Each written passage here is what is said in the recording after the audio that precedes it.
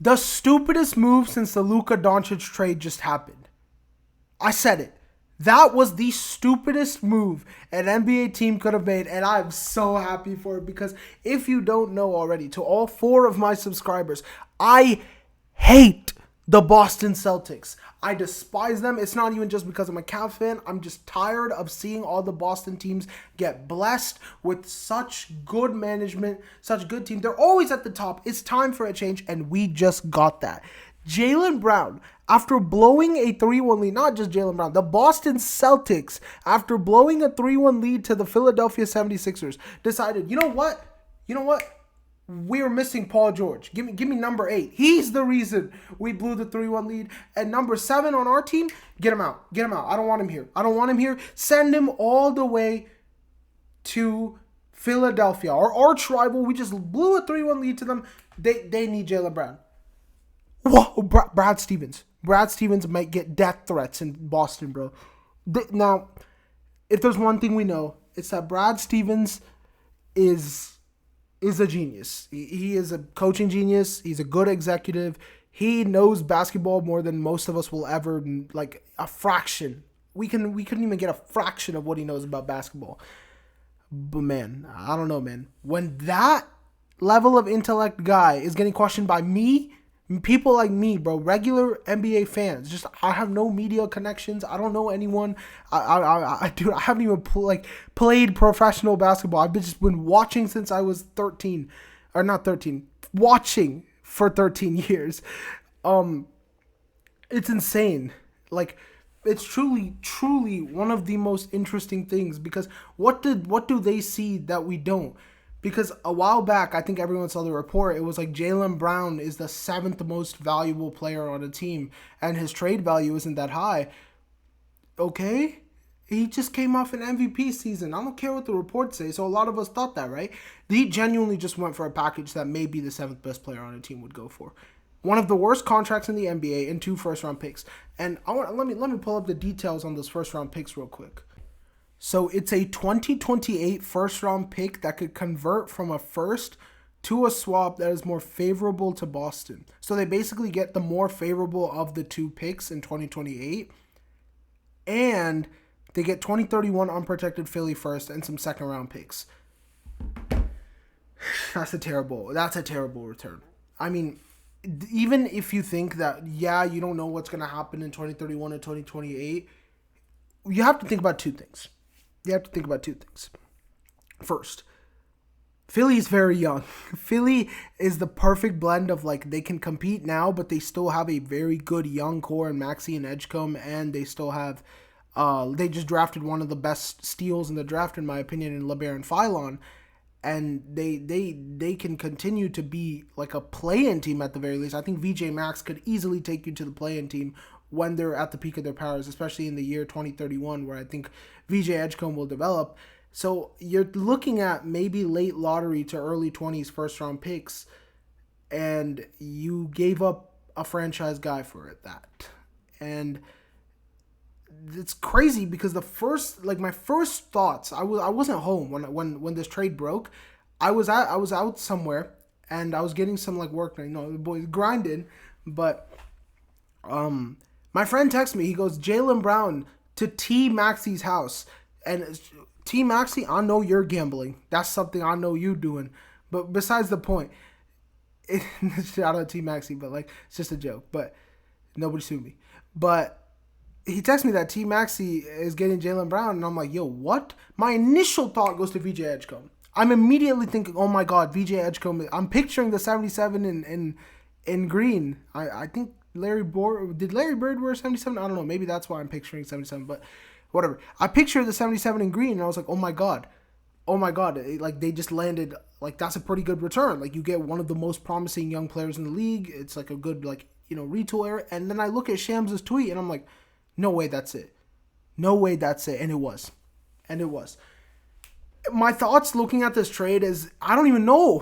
What is Boston doing? Because I can't even say they're looking at retooling because Paul George has a year left on his deal.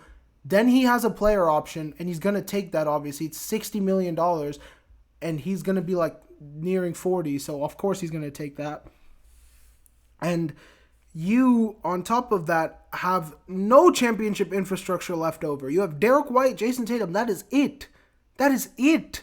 And I think Sam Hauser. That is it. All the other players, Kristaps Porzingis, Jaylen Brown, Drew Holiday, the guys you won a championship with are not there. So you have to build up. Oh, and Peyton Pritchard's still there, I think. But all those other guys, you have to find replacements for. You just signed Mitchell Robinson, and it just doesn't make sense. It doesn't make sense to me what the timeline here is, because Tatum is 27 or 28, and he is rehabbing an Achilles. You are Boston. You can land some free agents, but I don't know who's going to want it. Like, there is no guarantee, and you kind of just gambled away a guarantee to get nothing. And like, I truly cannot look at this and see what is Brad Stevens' angle. I cannot tell you what his angle is. And to be frank, that's very, very scary, because if I'm a Boston Celtics fan, and as a casual, like as a neutral / Cavs fan, I'm glad. I am ecstatic that Boston has no plans, because I'm tired of Boston, man. I'm tired of Boston. I'm tired of them being good. I'm tired of them lifting Larry O'Brien's. I want to see the Cavs do it again, but we're not okay. But I'm tired of Boston being an Eastern Conference powerhouse, and this trade signals to me, like, what it looks like to me is Boston signaling that, hey, maybe our days as an Eastern Conference powerhouse are over for the time being. Maybe we need to take some time to rebuild our roster. Maybe the current, what we have right now, couldn't compete with the New York, couldn't compete with the San Antonio, couldn't compete with an OKC, and maybe they're right. Maybe the team that beat them got swept by New York, so it was like a clear gap. But I mean, there was a clear gap between everyone in New York this postseason, but it was like a very, very convincing sweep. And Boston, I guess, just threw they threw in the towel, because that's what this trade looks like to me. They just threw in the towel because you had so many different options. You had the Portland Trailblazers. It was rumored that he was going to go to Portland. He was going to go to Denver, and none of those trades happened, and you end up settling for this. So it either looks like those teams bailed out, or this genuinely was what Brad Stevens thought was the best move available. And if that was the case, you could have gotten at least a good young player from Portland. I promise you could have gotten a Shaedon Sharpe. You could have gotten somebody useful, and you got nobody. Boston is directionless. For the first time in my life, I can say that I can look at a Boston Celtics team and say they are neither contending, they are neither rebuilding, they are just directionless. They are directionless. Because think about all the years Boston has existed. At least I started watching the NBA in 2011. So, like, that's actually a lot. But in 11, they were contending. 12, contending. 13 contending. Like, they had the Paul Pierce. Then they traded Paul Pierce and all of them for a haul and draft capital. Like, that was the return I was expecting for them. They didn't even get that. They only got 2 first-round picks for a guy who people thought was the NBA's MVP last year. I want that to register. And sure, maybe this is Brad Stevens' thought process. You think that Jaylen Brown's season last year was like a one-time occurrence. It's not going to happen again. Okay, sure. Ignore last season. The guy was still an All-NBA player and a Finals MVP before he had this MVP caliber leap. So even then, when you look at it like that, no All-NBA caliber player should be going for 2 first-round picks and bad salary. Name one other time this has ever happened. The only other time this has happened was when somebody got fired. Nico Harrison got fired for a move like that. And AD wasn't even bad salary. At least AD was still a all-star caliber player. Paul George, not even that. Paul George's an all-star caliber name. He's not an all-star caliber player at his current moment.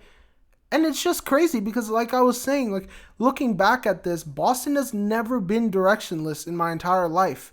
Maybe you could say the 2 years in which they didn't have the Jays fully yet, and they got off the Paul Pierce era. But even then, it was pretty clear that they were going to wait to capitalize on Brooklyn's draft assets, and they were going to get some good players. And it is just so wild to me. For the first time in my life, I can say fully Boston will not be in the second round of the playoffs this year. I will bet that the four teams currently, my picks to the four teams that should be in the Eastern Conference semifinals this year. You got New York, you have Philly, especially with this team now. You have Detroit, and not even Detroit, because I don't know what's going to happen with Jaylen Duren. You got Cleveland, and you got Miami. Those are the four teams I'm betting on to be in the semifinals of this year, and Boston's not in there. So Boston just makes a dumb, boneheaded move, but, you know, when one powerhouse goes out the door, another Eastern Conference powerhouse is made, because it looks like Philly might genuinely be like Eastern Conference favorites now. If health goes according to plan, New York has some tough for them, bro.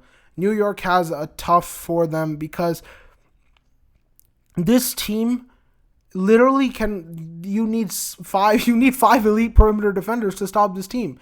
Not just 5 elite perimeter defenders, you need an interior big man as well to match up with Embiid. If Embiid is healthy, you can't. He will get his shot, or he will foul. He will get you to foul, and he will get to the line. We know who Embiid is. We know he is the MVP caliber player. Maxey is still good. Edgecombe is still emerging. That's the crazy part. He's just a rookie, or now sophomore technically, but you know what I mean. And now you just added a top 10 player in the NBA for free. Literally, if you think about what went in and what went out in terms of roster, you give up Paul George, who was maybe like a top 30 player this year. Maybe. That's like being incredibly generous. And you get back a guaranteed top 15 player. Top 10, many people's MVP this year. Insane. And who is running Philadelphia? I think, is it still Daryl Morey? Because he also landed LeBaron Philon, who's going to be an elite spark plug for them. LeBaron Philon's role is exactly the best. Like, what I think LeBaron Philon can be best is what he is going to be in Philadelphia, which is going to be a elite premium, high level, off the bench, spark plug scorer. You're down like 15, your stars are tired. It's like the early second quarter, your stars are on the bench after playing. LeBaron Philon could get you that lead cut down to 4. He is going to be great, and I think this role is perfect for him. He's going to have the whole second unit to run by himself, and I don't know. This is not a LeBaron Philon video, but holy, Philly did it. They just finessed their rivals. They hit the digital dash on their arch rivals. For the first time in my life, I think Boston has lost a trade. I can look at a trade fully. Well, I actually can't look at it fully yet because you never know. That 2031 pick, everyone gets hurt, and it's the number 1 overall pick in the NBA draft, and they land the next LeBron or something. But as of now, I can say Boston is currently losing this trade. It doesn't matter how bad Jaylen Brown is. He will be better than Paul George next year. I can guarantee you that. And wow. Truly wow, bro. Like, Boston, bro, I'm sorry, bro. Brad Stevens. Oh, Hugo Gonzalez, or Hugo, the $1 billion man. Hugo Gonzalez, if he is not an MVP, like, he needs to be better than Wemby. Think about what Hugo Gonzalez cost him. Boston was probably not looking to move Jaylen Brown before the Giannis deal. You get the Giannis deal almost done. Hugo Gonzalez is the difference maker there, so the deal falls through. So he cost you Giannis, and because you were thinking that you were going to get Giannis, you are like aired out Jaylen Brown, so now you lose both of them for Hugo Gonzalez. That is the $1 billion man in Boston right now. He is better than both. He is worth, basically Boston is saying he is worth more than Giannis Antetokounmpo and Jaylen Brown combined. So, I don't know, man. Hugo Gonzalez, I better see Hugo Gonzalez winning, like, the MVP, DPOY, 6th Man of the Year, Most Improved. I don't even care what. Coach of the Year. He got to win Coach of the Year for how much he's cost Boston. Actually, no. Shout out Hugo Gonzalez, because I'm happy Boston is not good, but if you're a Boston fan, Hugo Gonzalez got to win every award, bro. I'm not going to lie. But yeah, crazy trade.